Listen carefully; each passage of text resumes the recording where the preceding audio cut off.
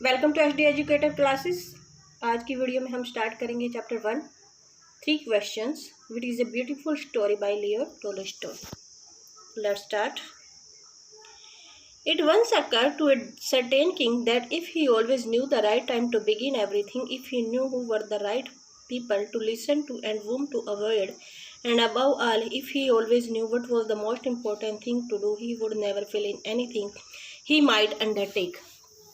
एक बार कोई किंग होता है, उसके माइंड में एक विचार आता है कि उसे पता होता है कि किसी भी कार्य को शुरू करने का सही समय क्या है और ऐसे कौन से सही पीपल हैं जिनकी बात उसे सुननी चाहिए, यानी कि किन लोगों पर उसे विश्वास करना चाहिए और वूम टू अवॉइड और किन्हें अवॉइड करना चाहिए। एंड अबव ऑल, और सबसे बढ़कर यदि उसे पता हो कि ऐसा कौन सा कार्य है जो उसे सबसे पहले करना चाहिए, he would never fail in anything he might undertake, तो शायद लाइफ में कभी फेल नहीं होता। तो ये क्वेश्चन जो थे, ये 3 क्वेश्चंस थे जिनके ऊपर ये पूरा चैप्टर बेस्ड है। तो ये 3 क्वेश्चंस हैं जो किसी किंग के माइंड में आते हैं। Then and this thought having occur to him, और ये विचार उसके माइंड में आते हैं। He had it proclaimed throughout his kingdom that he would give a great reward to anyone who would tell him what was the right time for every action and who were the most necessary people and how he might know what was the most important thing to do। और ये विचार उसके mind में आते हैं तो वे घोषणा करवाता है अपने किंगडम यानी कि राज्य में घोषणा करवाता है that he would give a great reward to anyone who would tell him what was the right time for every action, यानी कि वो उसको बहुत बड़ा इनाम देगा। रिवार्ड मीन्स इनाम, जो भी उसे ये बताएगा कि किसी भी काम करने का जो सही समय है वो क्या होता है।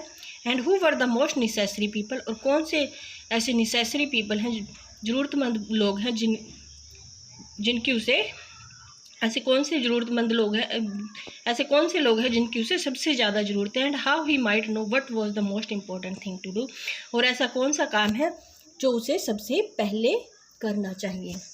ठीक है, तो ये 3 क्वेश्चंस होते हैं कि किसी भी काम को करने का सही समय क्या है और किन लोगों की उसे सबसे अधिक ज़रूरत है, और ऐसे कौन सा जो काम है जो उसे सभी कामों से सबसे पहले करना चाहिए, जिसे उसे सबसे ज़्यादा इंपॉर्टेंस देनी चाहिए। And learned man came to the king, और लर्नड मैन यानी कि स्कॉलर पर्सन, जो लर्नड मैन है, जो विद्वान लोग हैं, वो किंग के पास आते हैं। But they all answered his question differently, और वो जो अपने सभी जो उत्तर देते हैं इन 3 क्वेश्चन के, वो अलग अलग देते हैं। In reply to the first question, जो फर्स्ट क्वेश्चन के रिप्लाई में यानी कि आंसर में क्या कहते हैं, सम सेड, कुछ लोग कहते हैं कि that to know the right time for every action one must draw up in advance a table of days months and years. तो कुछ लोग कहते हैं कि किसी भी एक्शन को करने से पहले, सही समय पर करने से पहले यह ज़रूरी होता है कि हम उसकी एक टेबल बनाने, यानी कि उसके मंथ्स बहुत दिनों पहले से या कुछ मंथ पहले या ईयर्स पहले ही उसकी एक जो है लिख कर अपने पास रख ले, टेबल बनाने। And must live strictly according to, और इसी के अकॉर्डिंग ही अपना जीवन जिए। ओनली थस सैड, यानी कि जो कुछ लोग हैं वो कहते हैं कि हमें सबसे पहले क्या करना चाहिए कि कुछ दिन, महीनों या सालों पहले ही हमें अपना टाइम टेबल बना लेना चाहिए और उसी के अकॉर्डिंग ही हमें काम करने चाहिए। Only thus sad they could everything be done at its proper time, और केवल तभी हम अपने सब कार्यों को प्रॉपर टाइम पे कर सकते हैं, सही समय पे कर सकते हैं। Others declare that it was impossible to decide beforehand the right time for every action, और कुछ लोग ये डिक्लेयर करते हैं कि ये तो इम्पॉसिबल होगा कि पहले से ही किसी भी काम को करने से पहले उसके सही टाइम को हम डिसाइड नहीं कर सकते, भविष्य को हम पहले से ही डिसाइड नहीं कर सकते। But that not letting oneself be absorbed in idle pastimes, one should always attend to all that was going on and then to do what was the most needful। और ये तो सिर्फ केवल आइडल पास time यानी कि व्यर्थ का अपना जो है टाइम टेबल बनाने में अपने व्यर्थ जो है टाइम को पास करना है, यानी कि ये तो व्यर्थ पास टाइम होता है कि हम टाइम टेबल बनाएं और उसके अकॉर्डिंग ही काम करें। वन शुड, हमें जो पर्सन है उसको हमेशा अटेंटिव होना चाहिए to all that was going on, जो चल रहा है उसको हमेशा अटेंड करना चाहिए। And then to do what was most needful, और उस टाइम के अकॉर्डिंग ही उसे देखना चाहिए कि सबसे ज़्यादा ज़रूरी क्या है। ठीक है, Others again said that however attentive the king might be to what was going on, it was impossible for one man to decide correctly the right time for every action. तो कुछ अन्य लोग जो है वही कहते हैं कि चाहे किंग कितना भी अटेंटिव क्यों ना हो, कितना भी अच्छा क्यों ना हो, कितना भी अटेंटिव क्यों ना हो, वो ये डिसाइड नहीं कर सकता कि king might be to what was going on, जो भी चल रहा है, एंड और किसी भी आदमी के लिए इम्पॉसिबल होता है to decide correctly the right time. Right time को करेक्टली डिसाइड करना, सभी कामों के लिए राइट टाइम को करेक्टली सही ढंग से डिसाइड करना बहुत ही इम्पॉसिबल काम होता है। चाहे कहेंगे कितना भी अटेंटिव क्यों ना हो, वो जो भी चल रहा है उसके लिए उसको सही अपना सही टाइम जो है एवरी एक्शन के लिए डिसाइड करना इम्पॉसिबल होता है। But that he should have a council of wise man, एक आदमी के लिए ये करना मुश्किल काम होता है, परंतु he should have a council of wise man, परंतु उसके पास एक बुद्धिमान लोगों की काउंसिल होनी चाहिए, who would help to fix the proper time for everything, जो उसकी हेल्प करेंगे हर काम को, हर चीज़ को करने में प्रॉपर टाइम को, उसके प्रॉपर टाइम को फिक्स करने में उसकी हेल्प करेंगे, ठीक है, ताकि वो हर काम प्रॉपर टाइम पर कर सके। इसके लिए उसे क्या चाहिए कि उसे एक वाइज मैन क्या होता है, बुद्धिमान लोगों की एक काउंसिल बनानी चाहिए। But then again others said there were some things which could not wait to be laid before a council.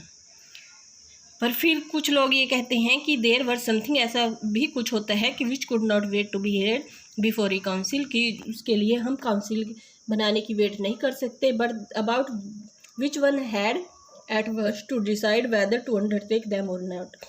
ये कुछ काम ऐसे होते हैं जो हमें एकदम से डिसाइड करना होता है, उसके लिए हम काउंसिल के डिसीजन की वेट नहीं कर सकते, तो एट द टाइम ही हमें उसका फिर एक्शन लेना होता है। But in order to decide that one must know beforehand what was going to happen, और इन ऑर्डर टू डिसाइड, और ये डिसाइड करने के लिए कि आगे क्या होने वाला है, आगे क्या घटित होता है, वो कोई नहीं जान सकता, उसे इसके लिए पहले से पता होना चाहिए। It is only magician who know that, और ये तो केवल मैजिशियन ही होते हैं जो ये सब चीज़ें जानते हैं, ठीक है। And therefore in order to know the right time for every action one must consult magicians, और इसलिए कि किसी भी काम को करने के राइट टाइम के जानने के लिए हमें किससे कंसल्ट करना चाहिए, मैजिशियन से कंसल्ट करना चाहिए। तो ये कुछ अलग अलग विचार थे जो अलग अलग लोगों ने दिए थे, ठीक है। तो नेक्स्ट हम बात कर लेते हैं, equally various were the answer to the second question, उसी तरह से जो सेकंड क्वेश्चन था उसके भी अलग अलग उत्तर आए थे। Some said the people the king most needed were his counsellor, कुछ लोगों ने कहा कि जिन लोगों की जो किंग है, किंग को सबसे ज़्यादा ज़रूरत है वो काउंसलर हो सकते हैं। Others said the priest, others the doctors, while some said the various were the most necessary, तो कुछ लोगों ने कहा कि काउंसलर की उसके सबसे ज़्यादा ज़रूरत होती है काउंसलर की, कुछ ने कहा कि प्रीस्ट की ज़रूरत होती है, प्रीस्ट क्या होता है, पुजारी, कुछ ने कहा कि डॉक्टर्स की ज़रूरत होती है, और कुछ ने कहा कि उसे वेरियर्स यानी कि योद्धाओं की सबसे अधिक ज़रूरत होती है किसी भी राजा को। To the third question as to what was the most important occupation, some replied that the most important thing in the world was science, और जो उसका थर्ड क्वेश्चन था कि सबसे इम्पोर्टेंट जो ऑक्यूपेशन है, जो सबसे इम्पोर्टेंट जो काम है वो क्या है। सम रिप्लाइड, कुछ ने उसे रिप्लाई करा कि most important thing in the world was science, जो सबसे इम्पोर्टेंट थिंग है जो वर्ल्ड में वो साइंस है, यानी कि विज्ञान है। Other said it was skill in warfare, कुछ ने कहा कि ये वारफेयर यानी कि युद्ध कौशल है, यानी कि युद्ध की कला में निपुण होना है। Other again said it was religious worship, और कुछ अन्य लोगों ने कहा कि ये है धार्मिक पूजा पाठ है।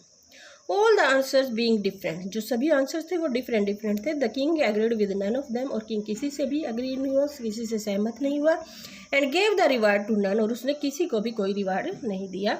But still wishing to find the right answer to his questions, परंतु फिर वो अपने जो आंसर है, जो क्वेश्चंस का जो राइट आंसर है उसकी तलाश में की कामना करते हुए चल पड़ता है। He decided to consult a hermit, और वो डिसाइड करता है कि वो हर्मिट से कंसल्ट करेगा, जो कि widely renowned for his wisdom, जो कि अपनी बुद्धिमानी के लिए बहुत प्रसिद्ध था, ठीक है।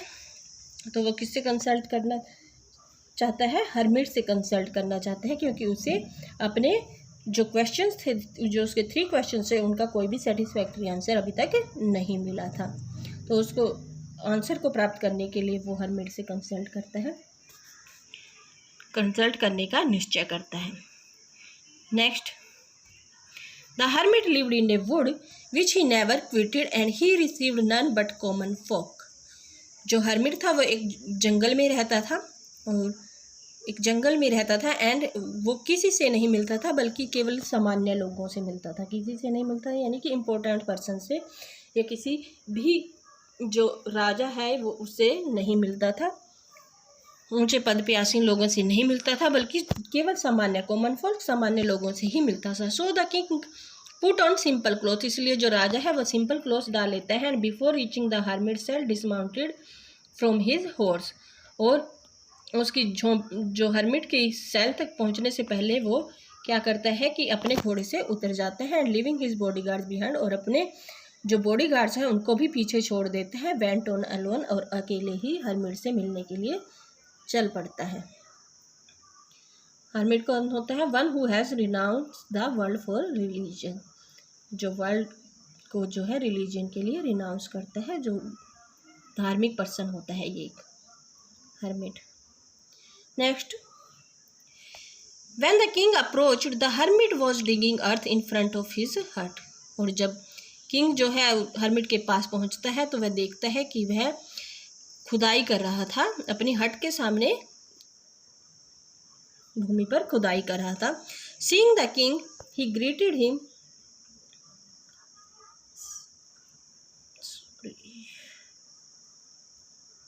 Seeing the king he greeted him and went on digging, उसने किंग को ग्रीट करता है, उसका अभिवादन करता है और खुदाई फिर से अपनी खुदाई को शुरू कर देता है। The hermit was frail and weak, और अपनी डिगिंग चालू रखता है।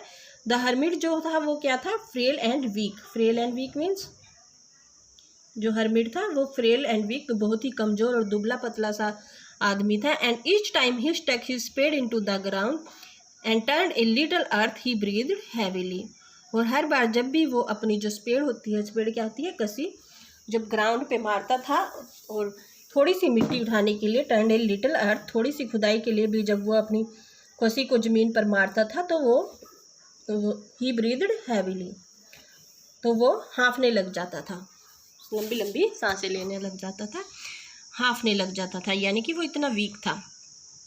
The king went up to him and said, जो किंग है वो उसके पास जाता है और कहता है, I have come to you wise hermit, मैं आपके पास आया हूँ बुद्धिमान hermit, to ask you to answer 3 question, 3 questions के आंसर जानने के लिए। तो वो 3 क्वेश्चन कौन कौन से हैं वो बताता है।